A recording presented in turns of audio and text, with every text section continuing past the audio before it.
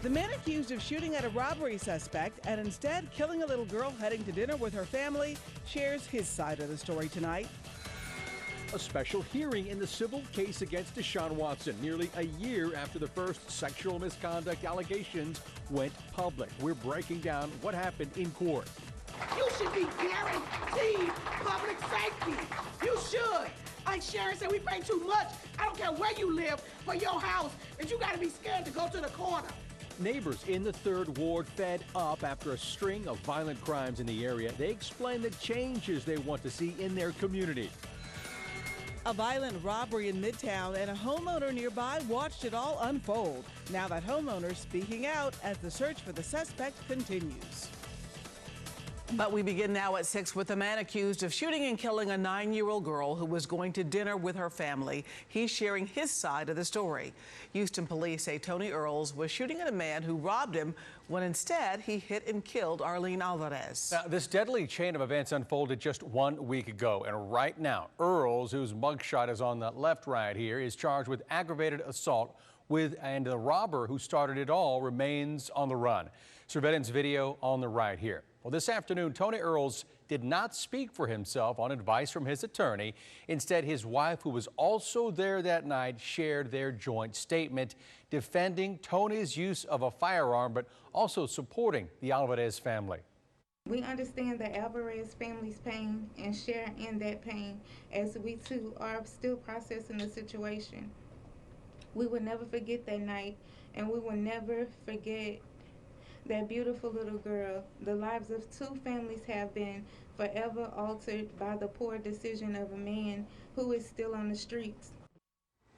Now, that suspected robber approached the couple at a Chase Bank ATM Valentine's night. Police say Tony Earls fired shots at the suspect as he fled, instead hitting the Alvarez family truck as they drove by. 9-year-old Arlene Alvarez was killed in the back seat. Now, we have just learned from Tony Earls' attorney today that he fired those shots in response to the robber first shooting at him and his wife, saying the robber threw the couple's car keys outside as he fled. Tony Earls claims as he got out of the car to get their keys, the suspect shot at him. He goes outside of the car to get his keys. At that point, the robber sees him outside of the vehicle, starts to shoot, and that's when Mr. Earls defends himself and his wife. And right now, the Alvarez family responding to today's presser. The family holding a press conference with their attorney. It's expected to start at any moment now. We'll listen in and bring you more at 6:30. And you can still help the Alvarez family tonight. Spanky's Pizza donating 30% of their total sales from its Telephone Road location today to the Alvarez family. The restaurant says they want to support her family in this difficult time, since Arlene and her family were on their way to Spanky's for their Valentine's dinner the night Arlene was shot. We are following several other major stories tonight, including a man arrested in Greenspoint Mall for illegal Glock switches. Police saying that 19-year-old was a suspect in a crime suppression team's long-term investigation. They would not say what his role was. Police say when officers approached him, he began manipulating a gun toward his knees. An officer then fired one shot, but nobody was hit. Police say a Glock handgun and switch were found in that suspect's car. Glock switches can make a regular handgun an automatic weapon. Now we turn, though, to a sad update on a large brawl at a park in the Katy area last week. We have learned that a 17-year-old has since died from his injuries. The sheriff's office says Marlon Robinson died at the hospital yesterday. A charge against a juvenile has now been upgraded to murder. Authorities are saying that 6 others were injured in that fight at Beckendorf Park, which involved students in Katy ISD. The school district released a statement expressing condolences to the victim's family. An update on the legal drama surrounding Texans quarterback Deshaun Watson. A special hearing just wrapped up in connection to the civil lawsuits accusing Watson of sexual misconduct during massage therapy sessions. Well, a judge was set to decide whether Watson should be deposed before all 22 accusers have. ABC13's Maya Shea is live to walk us through what exactly happened in court today, Maya. got some high-powered attorneys, you can imagine it got pretty contentious. The bottom line is this. The attorney representing the 22 women say the majority of his clients have already been deposed. He believes it's time for Deshaun Watson to do the same, to sit down for a sworn deposition. But Watson's attorney says it's his client's best interest and his right to wait a few more weeks. On Deshaun Watson's side, veteran attorney Rusty Hardin, who argued that Watson should not have to sit down for sworn depositions for his civil cases until the criminal investigation against him is concluded. But I just simply wanted, in this case, let's wait until we start requiring him to give depositions until law enforcement decides whether they think there was a crime. Representing 22 women, attorney Tony Busby argued that Hardin's team has deposed the majority of his clients already, and he should be allowed to do the same, depose Watson. Mr. Watson can continue to seek delay, but it's inevitable that he will eventually and ultimately have to answer questions about his conduct under oath, not only with respect to these 22 women, but others. In court, Judge Reba Collier would not let media record the audio of what happened, but she delivered a mixed reaction. Judge Collier saying the women who have already been deposed and did not file a criminal complaint against Watson can have him deposed right away. Today, he sought more delay. I'm proud to report that the court is going to allow at least 9 depositions to proceed depending on the lawyers' schedules. While the other 8 women who did file criminal complaints must wait until April 1st or later. Hardin says he expects the criminal investigation to be wrapped up by then. I've tried to make clear that the obligation of a lawyer is to protect a client. And while there is a criminal investigation going on, it is only fair to wait to see whether it results in charges or it doesn't before one decides whether you're going to submit somebody to depositions. And Hardin made it clear, even if Watson gives a deposition under oath in the next few weeks, he is expected to plead the 5th unless the criminal investigation is over. Maya Shea, ABC13 Eyewitness News. I want to take you now to some breaking news. Earlier in the broadcast, we heard from Tony Ells' wife and attorney. Now the Alvarez's family is responding to that press conference. Here's their attorney. Let's listen in. Deposit to pay a telephone bill before they went to Spanky's Pizzeria for dinner on Valentine's Day. Mr. Earl is discharging his firearm and his weapon repeatedly in the direction of a robber, which he now has lost sight of. Can't see him. Trees, a chase bank, and a fence.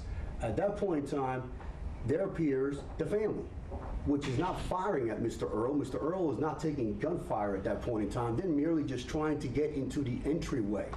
Mr. Earl says essentially that this was consistent with a mode of operandi. He is not taking fire at any point in time.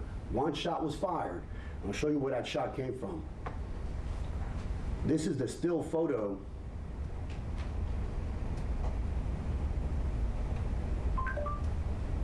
Right there.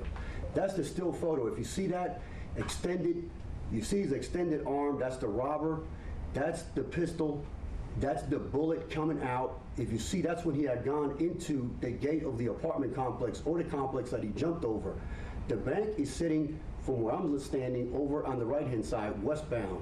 At that point in time, he believes that that car is Mr. Earl giving chase because he lets one round up in the air that hits the warehouse across the street. That bullet hole is still there. The robber then goes ahead and climbs over the fence. So the one shot that was fired never went in the direction of Mr. Earl's. The only one that was doing the shooting was Mr. Earl's. Mr. Earl was never under imminent threat or fear of danger for his life, that of his wife, or that of his property after that robber decided to remove himself from that situation. What we do know about Mr. Earl's is that he's not truthful and he's not forthcoming. You had a motion to go ahead and reduce his bond. Mr. Earls went ahead and alleged that he had a mental health issue, that consequently that's another reason why his bond should be reduced, that he couldn't afford it.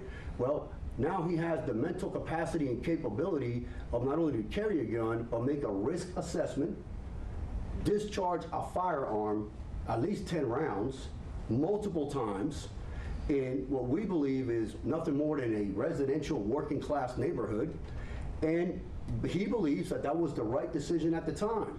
So no longer is his mental health at issue when it's not convenient for Mr. Earl, or it's convenient for him Development still now coming to in say on he's okay. the death of the 9-year-old girl and her family responding to comments today from the suspect in her murder. We'll keep an eye on this situation and update you both online and here in television.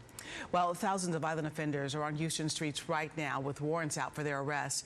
And even more frightening is the fact that hundreds of them are charged with murder. ABC 13's Brooke Taylor digging deeper into this issue to find out what's being done to keep you safe. She's in the newsroom with more on this. Brooke? Yeah, it is no secret that crime just continues to spike, and with that means more arrest warrants. They continue to pile up, and the Harris County Sheriff's Office is having trouble keeping up. Take a look at these numbers right here. 50,672 open warrants right now. Of those, more than 25,000 are felony warrants or the most violent of crimes. Nathan Humphrey was of the thousands of people with arrest warrants. He had 5 open warrants and 3 were felonies. Still, he remained on the streets, not behind bars. It wasn't until he became an accused murderer that he became a priority to track down and arrest. In January, a beloved and longtime Cracker Barrel employee, 59-year-old Robin Balcom, was shot and killed at work while protecting another employee in an attempted robbery. Humphrey was accused of killing her. Deputies with the Harris County Sheriff's Office went looking for him and shot and killed him during the arrest. Could her murderer have been avoided if officers arrested him sooner? Well, I spoke with Robin Balcom's sister, who struggles with this very question every single day. Until something is done to get a handle on the crime that's out there and give the police what they need, the backing, the money, to put effort into getting these people off the streets, it's going to get worse. And it can happen to anybody. And when it happens to your family, then you realize how much needs to be changed. Now tonight, later at 10 o'clock, I'm going to tell you how many people accused of murder are roaming our streets and the problems the Harris County Sheriff's Office is facing right now. I sit down with a lieutenant within the Warrants Division. He answers all of those questions tonight at 10. For now, though, live in the studio, I'm Brooke Taylor, ABC 13 Eyewitness News.